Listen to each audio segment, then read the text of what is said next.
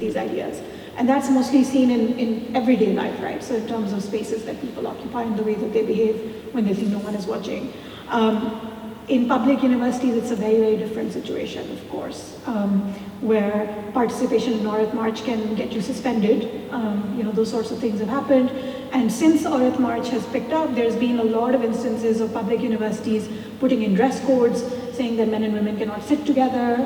That sort of stuff has suddenly spiked again. There was a lull in that for a little while.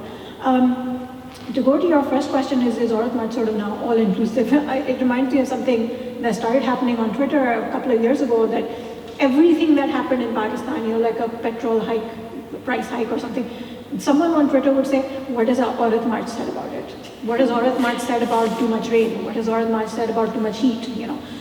And it came to the point that literally Aurat March would have to issue a statement if a leaf fell from a tree, So and that's when it, I think, really pushed them to become more and more of a broader church, which personally I don't think is a bad thing. And the important detail from all of this inclusivity is all of these movements are typically women-led at Aurat March, at least, right? All of them have women at the forefront, because the way that Aurat March functions is that there are no men that are allowed in the front lines. You can be there, you can support, you can be in the back, but you can't be at the front.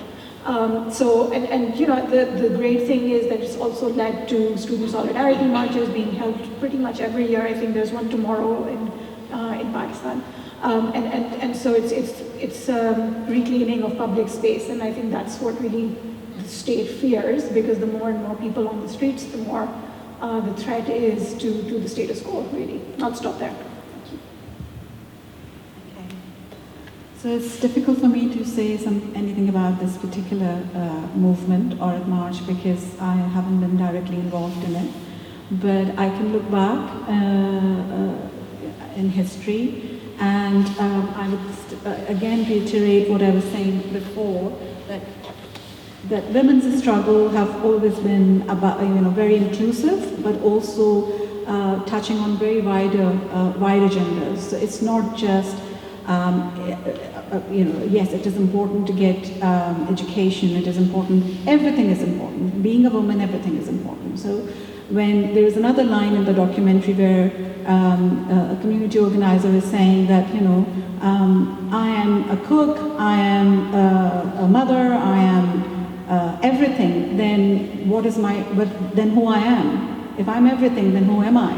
So I think that's a kind of sentiment which has always been there in any movements that were, and if anything, if you look at Pakistan's history, and again that's something that academia can pick up on, or academics can pick up on, then you would see that it's only been women who have protested like that on the streets of Pakistan. And since 1982, when there was a march led by, again, Women Action Forum and Asma Jahangir's organization, and they were obviously attacked by the police there, and many other men, just similar to scenes as you saw the Islamabad march.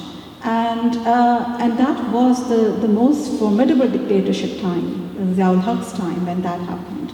So it's women who are, most of the time in Pakistan's history, been on the streets, asking for change of laws, demanding, and just, some of us go there just for the sake of slogans, this kind of liberating feeling that you get by shouting slogans, and being part of something bigger, which often from home to parliament, you are constantly being told that you're not big, you are just tiny little person, not important. So I think this gathering makes us feel big. And I wish that Aurat March continues, and Aurat March, one of the criticisms, for example, I think you would also, Mariam can say more about it, and because and also Samin, one of the criticisms that I heard about Aurat March is it's not, what kind of a movement is that, because it doesn't really have any list of demands. And they did get pressure to have a list of demands, which they did. They were trying to say that in the press conference. But then it's not really about the list of demands, because there is no state, nothing can actually, the organizers also know that their demands are not going to be met, but that's not the point.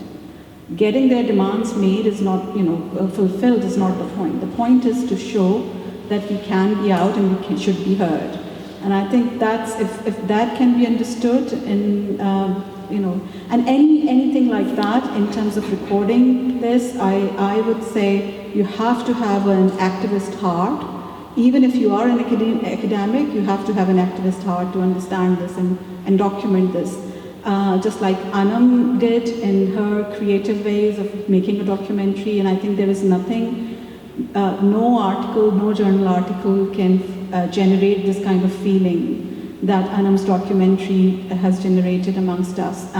The intensity in it was just amazing. For 1 hour, 30 minutes, you are constantly on your toes. Sometimes you are, I noticed both Mariam and I were like, on that Sindhi dance in Karachi, we were both, doing our feet like, going like that. So you feel instantly connected. And I think the academia will have to embrace that activism. Otherwise, it's going to be very dry. I think Samin and Arjuman has really summed it up. But I just want to add that, because there is a lot of pressure from the state on academics, on activists, on everyone, but on academics as well. You can just, simply get kicked out of the university, of the institution you are affiliated with. And we have so many examples from Lahore, from Karachi. We all know, even our friends who are academics, they have just been, thrown out of the universities. So it's that. But other than that, I also hear a lot of, because I closely work with religious and ethnic minorities. So I hear a lot of criticism from some of the religious and ethnic minorities as well, which is quite genuine and valid, I would say. But as Anam said, that it's imperfect. It's not perfect. And as Leila in the documentary, she said a very beautiful line that it's a bubble, but it's expanding. So this acknowledgement within the feminist movement, I think it's the key. And from there, because in 2018, obviously it was different. Perhaps some of the slogans, maybe I personally would not agree with. But then in 2020, it is different. And the good thing is that they are also aware, the organizers, they are also aware of the cultural and social sensitivities. But also at the same time, I would say, and I believe that, you need to hit hard at times. You don't have to, always push yourself back. You have to, you need to scream. So, yes. Zara, I have nothing to add to all of that. Let's ask if there's another question. Is there another question in the audience? Yes. Mike's coming to you. Thank you.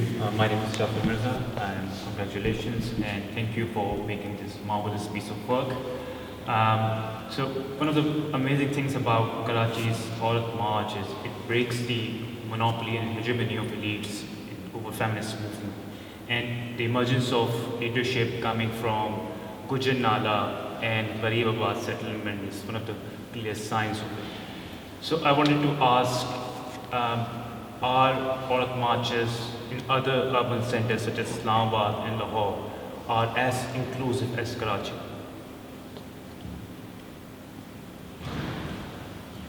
So I would say, my experience is, people I know personally are in Islamabad, Karachi, and Hyderabad. And I would say Islamabad, the march is mostly organized by women who are affiliated with the Awami Workers' Party and the Women's Democratic Front. And so they are, their community work extends year-round, and they are, in some senses, like they're 24/7 in politics.